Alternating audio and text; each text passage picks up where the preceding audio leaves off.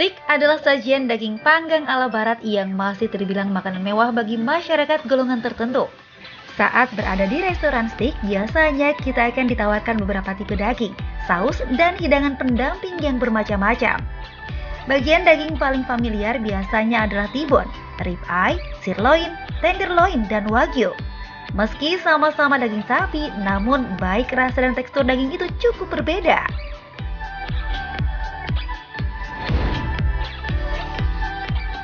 Menurut kamus di Oxford English Dictionary, steak berasal dari kata Skandinavia yang berarti irisan daging tebal yang dipanggang dan dikenal sejak abad ke-15, di mana disebutkan bahwa bangsa Spanyolah yang memperkenalkan daging steak sapi. Meski industri peternakan sapi sempat lenyap di abad ke-16 akibat musim dingin, namun setelah Perang Dunia Kedua, daging sapi menjadi simbol kemakmuran bangsa Amerika hingga saat ini.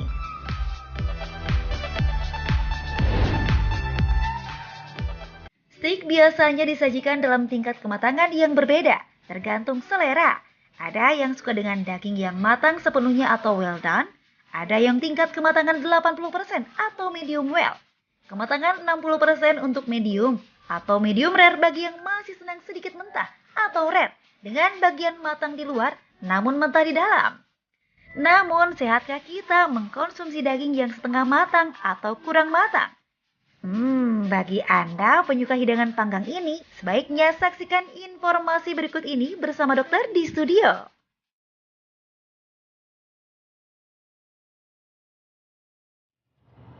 Pemirsa, kembali lagi di Hidup Sehat. Aduh, kalau ngelihat daging-daging tuh kayaknya udah pingin banget makan steak nih. Di sini bersama Intan Somadina dan Dokter Haikal. Betul, Intan. Kalau Intan suka steaknya dengan tingkat kematangannya seperti apa, Intan? Kalau aku suka well done. Kalau Dokter Haikal? Suka yang medium, karena kalau medium itu kan masih ada cairannya ya, jadi lebih juicy, Intan, lebih gurih.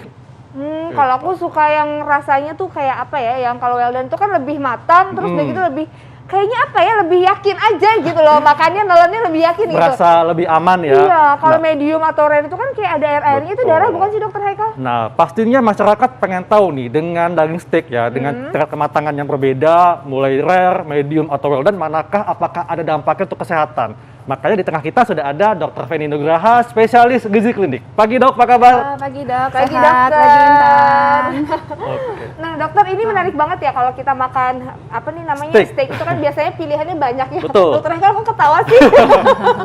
Ini kayak Dokter Haikal sukanya medium. Terus ada orang-orang di luar sana yang suka sama tingkat kematangannya tidak terlalu matang, yang apa dok namanya Yang rare. rare. Ya? Yang rare biasanya. Nah ini fakta atau mitos dokter?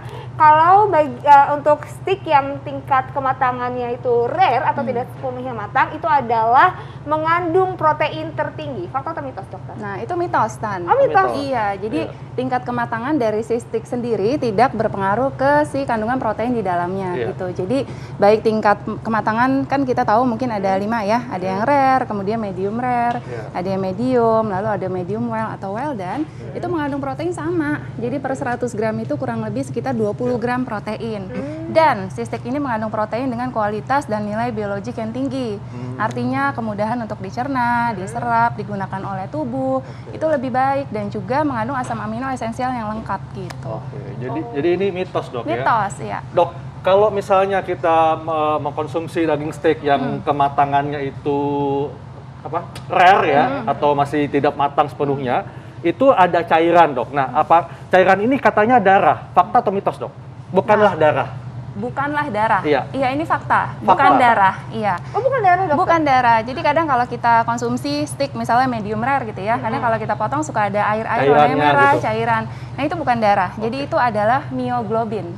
Nah, mioglobin ini adalah protein yang terdapat dalam daging, di mana fungsi dari mioglobin ini adalah untuk mengikat oksigen, kemudian mentransfer si oksigen ke jaringan-jaringan otot gitu pada hewan.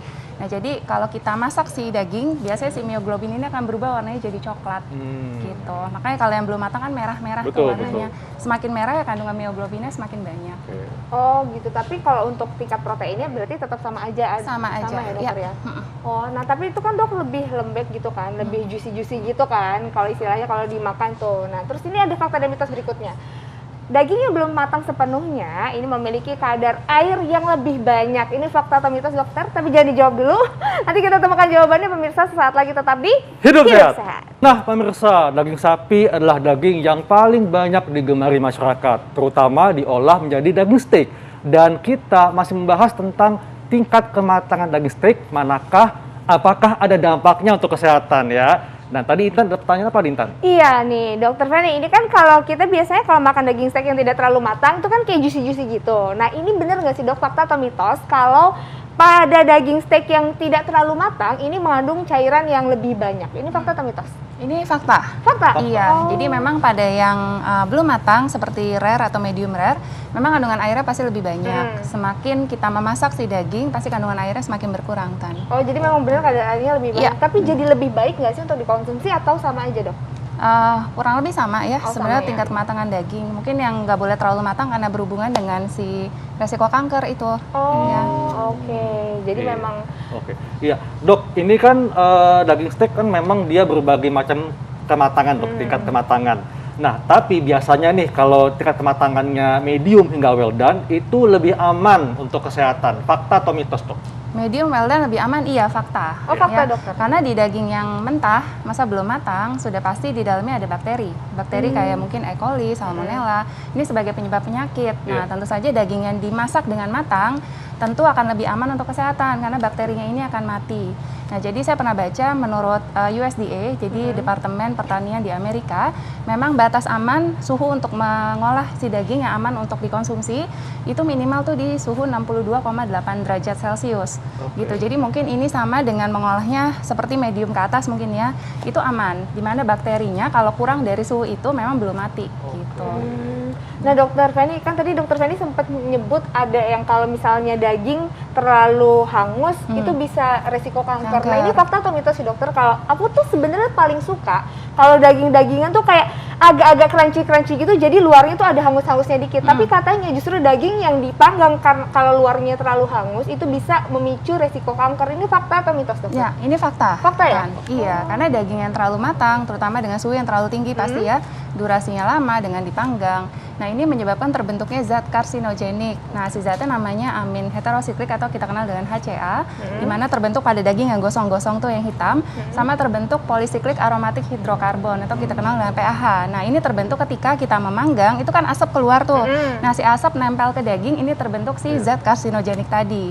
Nah, ini sifatnya memicu resiko kanker gitu. Ini harus hati-hati gitu. Jadi well done pun nggak boleh sampai gosong atau hangus ya dokter ya? Benar. Iya. Sebenarnya kalau dari sisi tadi zat gizinya sama sih, tapi kalau yang bagian gosong Iya. itu lah yang bahaya ya. Oke.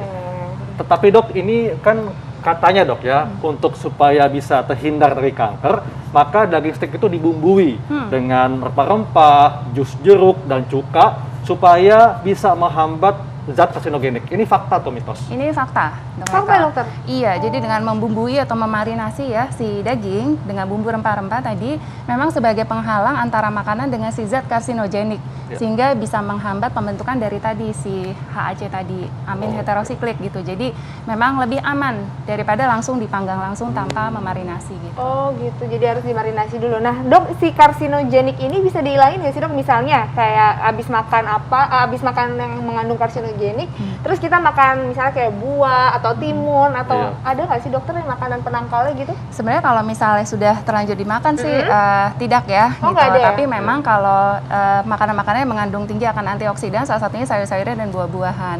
Tapi alangkah lebih baiknya jika mengkonsumsi steak ya bagian yang gosong-gosong boleh dibuang aja Dibuang kan. aja ya. Karena Tapi itu tidak bagian paling sehat. enak dokter. Iya. Iya.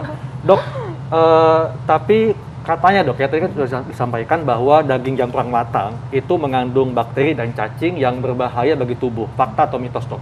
Ini fakta, Fakta, dok. ya? Fakta Iya, juga, karena oh. yang belum matang ya pasti masih ada bakteri, masih Betul. ada cacingnya gitu. Apalagi kalau dimasaknya suhunya kurang dari tadi yang direkomendasi, kurang dari 62,8. Jadi memang beberapa restoran atau tempat makan yang memang menyajikan daging steak yang tingkat kematangannya lebih di bawah dari yang direkomendasikan, memang ada baiknya mencantumkan kayak label keamanan pangan.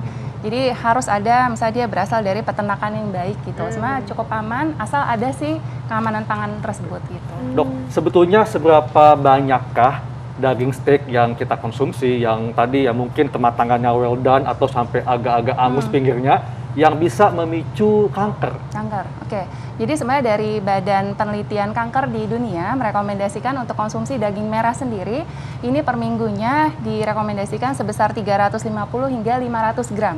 per minggu. Ini ditimbang pada saat matang atau tidak lebih dari 3 porsi sajian per minggu, Dok. Ini untuk mencegah resiko terjadinya kanker gitu.